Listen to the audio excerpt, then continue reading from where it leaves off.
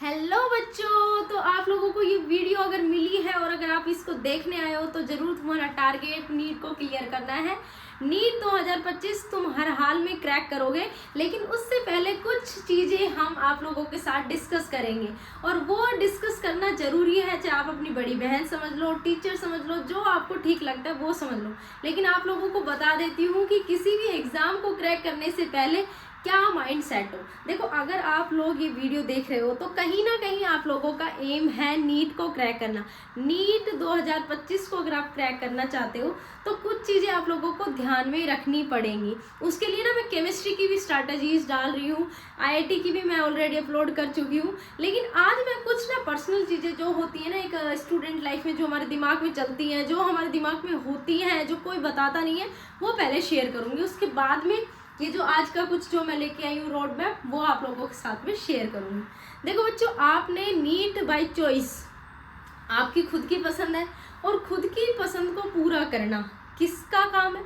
हमारा काम है। भगवान भी सबसे पहले हमें देखेगा कि आपने खुद की अपनी चॉइस से नीट की जर्नी शुरू करी थी, तो भगवान भी देखता है एक एक चीज़। ठीक है, तो ये मान के चलो कि चाहे आपने खुद ने चूज करी हो या आपके पेरेंट्स की वजह से आपने नीट की जर्नी चूज करी हो, आप इस दलदल में पड़ गए हो। ठीक है, अगर आप इस दलदल में पड़ गए हो तो क्यों ना फिर हम इसके लिए हार्ड वर्क करना शुरू कर दें। जो भी कंसिस्टेंसी से वर्क करता है हर काम कर सकता है। तो नीट का भी कुछ ऐसा ही मैं कहूँगी। आपके पेरेंट्स ने नीट में आपको भेजा है, दैट मीन्स नीट क्रैक करने के लिए आपको भेजा है, आपके लिए रिसोर्सेज लगातार जुटा रहे हैं। कुछ के मिडिल क्लास हैं, काफ़ी लोग ऐसे हैं जो रिसोर्सेज जुटा नहीं पाते, फिर भी अपने बच्चों को बेस्ट एजुकेशन देते हैं। तो उसके पीछे रीज़न यही है बेटा कि आपके माँ बाप खुद परेशान हो लेंगे, खुद दुखी हो लेंगे, लेकिन तुम्हें इस नरक में नहीं पड़ना देना चाहिए कि बिना पैसों के, बिना किसी जॉब के, बिना किसी स्ट्रगल के आप लोग आगे कैसे सर्वाइव कर पाओगे। तो कहने का मतलब ये है कि इस नरक में से निकलने का काम आप लोग खुद करोगे।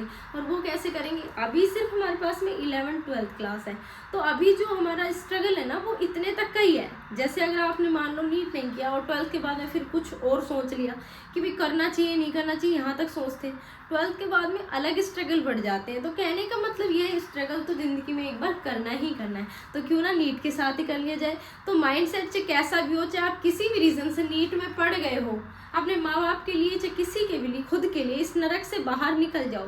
और ये नरक क्या है? एक बार नीट क्लियर हो गया, इस नरक के दरवाजे से हम बाहर हो जाएंगे।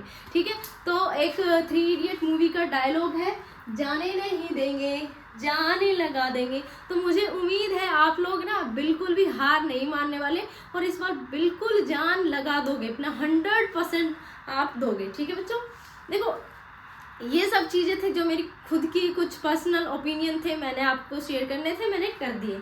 अब बात ये है कि नीट की जर्नी कैसी होती है। तो नीट में लगातार आप देख रहे हो कि कंपटीशन किस लेवल का बढ़ रहा है। तो 700 मार्क्स, 700+ मार्क्स हम टारगेट करके चलेंगे। अंडरस्टैंड? 700+ मार्क्स टारगेट हमने करने पड़ेंगे। अब ये मार्क्स वही बच्चा अचीव कर सकता है जिसके पास में कंसिस्टेंसी होती है। देखो, आप चाहे एवरेज हो, बिलो एवरेज हो, बहुत अच्छे हो, इंटेलिजेंट, सुपर इंटेलिजेंट हो, डजेंट मैटर। किसी भी कंपटीशन में इंटेलिजेंट हो या नहीं हो, मेरी फिजिक्स वीक है, मेरे मैथ्स वीक है, मेरा ये वीक है, ये चीज़ आप माइंडसेट बिल्कुल भूल जाओ, इस माइंडसेट को छोड़ दो। कभी भी कोई बच्चा सुपर इंटेलिजेंट है, आईक्यू बहुत अच्छा है उसका, और कोई बच्चा ऐसा है जिसका बिलो एवरेज स्कोर आ रहा था अभी तक और आईक्यू बहुत अच्छा नहीं है, वो बच्चा नीट कर देता है। लेकिन आईक्यू जिसका बहुत अच्छा उसका नीट नहीं होता। कहने का मतलब ये है कि नीट या कोई भी कंपटीशन एग्जाम है जिसमें आप लोग बैठते हो, उसमें एक चीज़ मैटर करती है, that is consistency.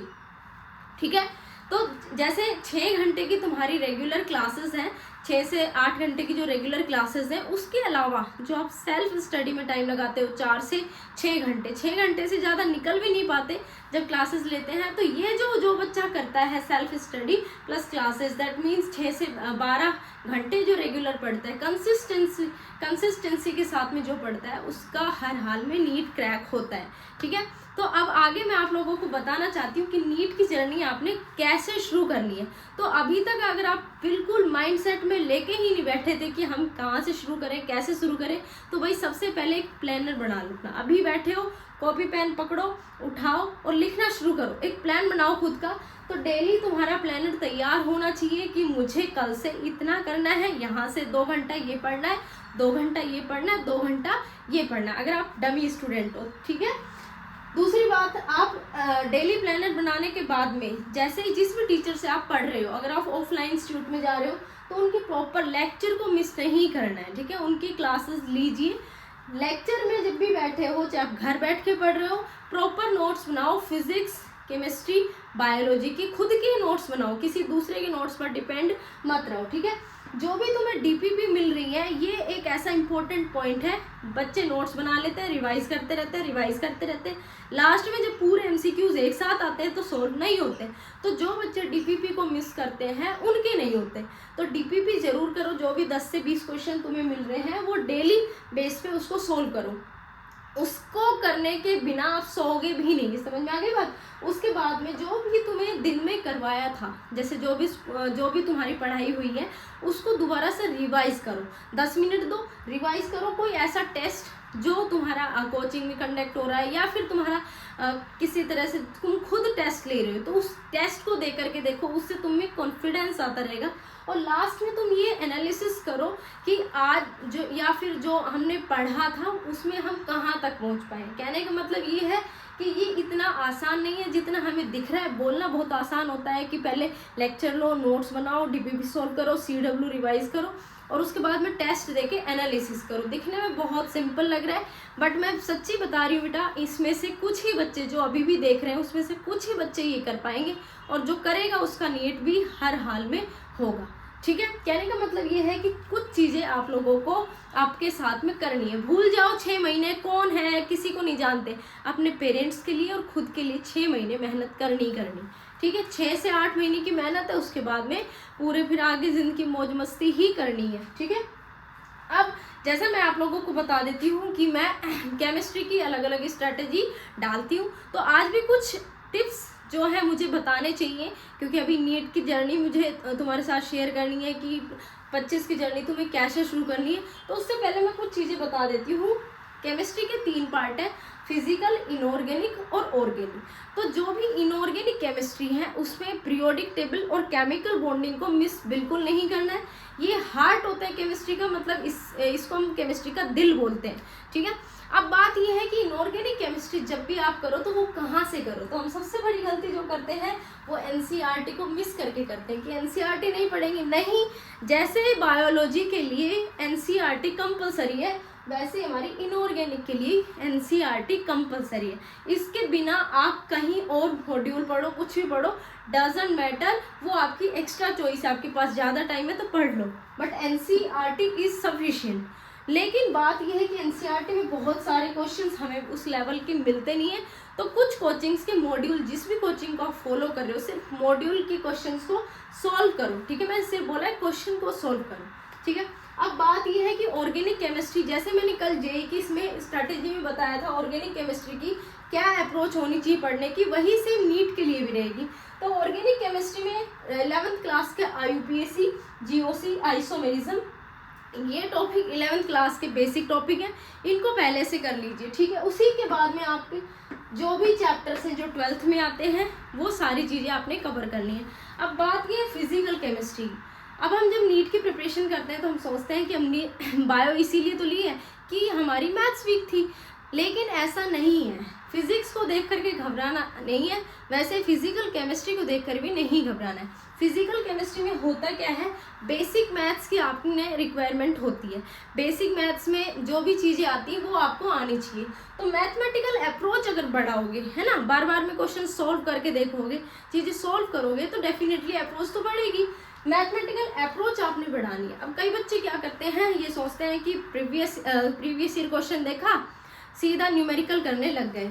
Physical chemistry में भी वैसे ही थ्योरी पढ़नी है जैसे और 2 सब्जेक्ट में पढ़ रहे हो।